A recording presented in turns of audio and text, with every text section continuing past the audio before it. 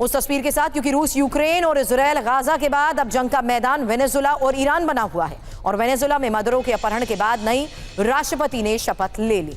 लेकिन आज सुबह वेनेजुला की सड़क पर ऐसा गदर हुआ जिसे देखकर यह कहा जा रहा है कि वो कभी भी बड़ा संग्राम हो सकता है। वहीं ईरान फ्रंट पर भी हलचल बहुत तेज है। लगातार 9वें दिन खामेनेई के खिलाफ जनता सड़क पर है। ईरान लगातार अराजक स्थिति की तरफ बढ़ रहा है और दोनों तरफ से आ रही एक एक बड़ी खबर पर डिटेल आपके सामने होगी। लेकिन सबसे पहले वेनेजुला, राजधानी काराकास में जोरदार गन फाइट की तस्वीर देखिए। आपको बता दें, वेनेजुला में हालात बिगड़ते जा रहे हैं और मदुरो के अपहरण के बाद ये दूसरी बार फायरिंग की घटना सामने आई है। एंटी एयरक्राफ्ट गन से हो रही गोलीबारी देखिए। राष्ट्रपति भवन के पास जबरदस्त गोलीबारी।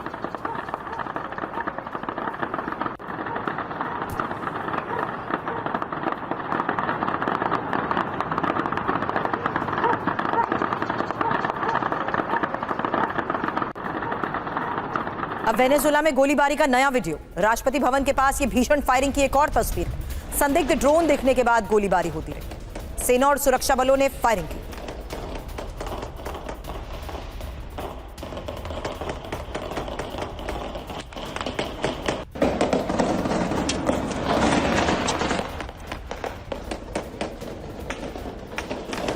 तो राष्ट्रपति भवन के पास गोलीबारी, संदिग्ध ड्रोन। अब संदिग्ध विमान को लेकर खबर है। वेनेजुला में ही संदिग्ध विमान ने उड़ान भरी।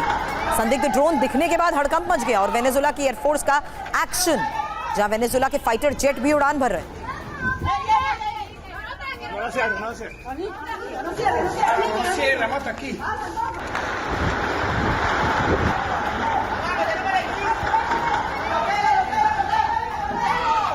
फायरिंग और फायरिंग के दौरान की ये वो तस्वीर जब लोग भी इधर उधर भागते नजर आए।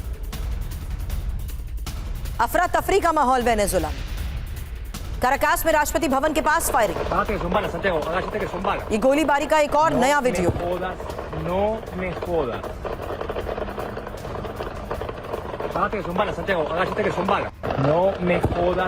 तो लगातार बिगड़ते हालात के बीच सरकार के एक्शन को लेकर एक खबर। सरकारी इमारतों को अब खाली कराया जा रहा है। फायरिंग के बाद इमारतों को खाली कराया गया। लोगों को सुरक्षित निकालने का काम हुआ। Aquí cerca, familia. Ay, no, familia. ¿Qué va a pasar? Familia, otra vez están bombardeando hacia arriba.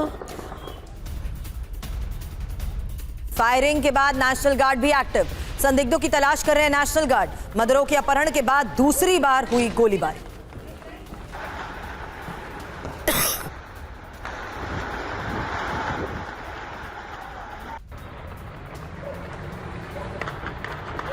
No se ploma, mami. Tranquila, tranquila.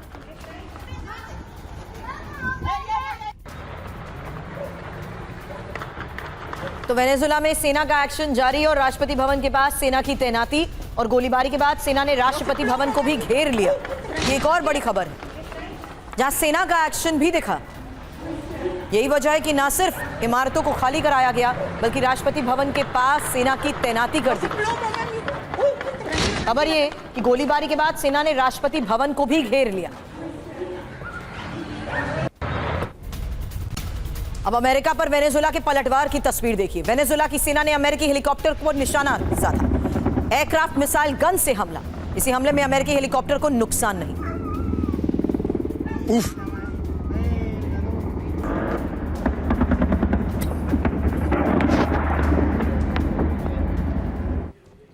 बड़ी खबर यह है कि 72 घंटे में यह दूसरी बार है जब वेनेजुला ढेला है। हुआ क्या? काराकास में अचानक गोलीबारी शुरू हुई। एंटी एयरक्राफ्ट गन से फायरिंग की गई। गोलीबारी के बाद लड़ाकू विमान भी उड़ान भरने लगे और सेना और नेशनल गार्ड की मूवमेंट भी दिखी। हालांकि सरकारी इमारतों को भी खाली कराया गया। दावा यह किया जा रहा है कि संदिग्ध ड्रोन दिखने के बाद जवाबी फायरिंग हुई है। संदिग्ध विमान ने भी उड़ान भरी है। लेकिन इस बीच काराकास की सड़क पर सेना के एक्शन को लेकर एक और खबर है। हथियारों के साथ सड़क पर सेना देखिए। गोलीबारी के बाद सेना की यह कार्रवाई।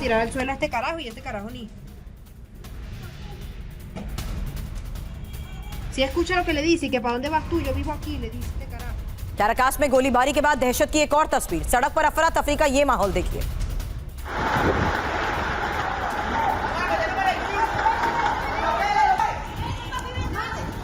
लगातार हुई गोलीबारी। और गोलीबारी के बीच अफरा तफरी का माहौल साफ है। शेल्टर में छिपते हुए लोग नजर आए, लेकिन इस बीच मदरों के बाद डेल्सी कराकास दहलाने के पीछे कौन? ये एक बड़ा सवाल है। अब क्या सेना ने विद्रोह कर दिया है? ये पहला बड़ा सवाल। दूसरा बड़ा सवाल कि डेल्सी के तख्ता पलट की क्या ये कोशिश है? तीसरा, क्या बोलिवरियन मिलिशिया ने मोर्चा खोला है? चौथा, क्या अमेरिका समर्थित ग्रुप ने फायरिंग की है? क्या मदरों के समर्थकों ने गोलियां चलाई हैं? और क्या फायरिंग के पीछे लुटेरों का कोई समूह है?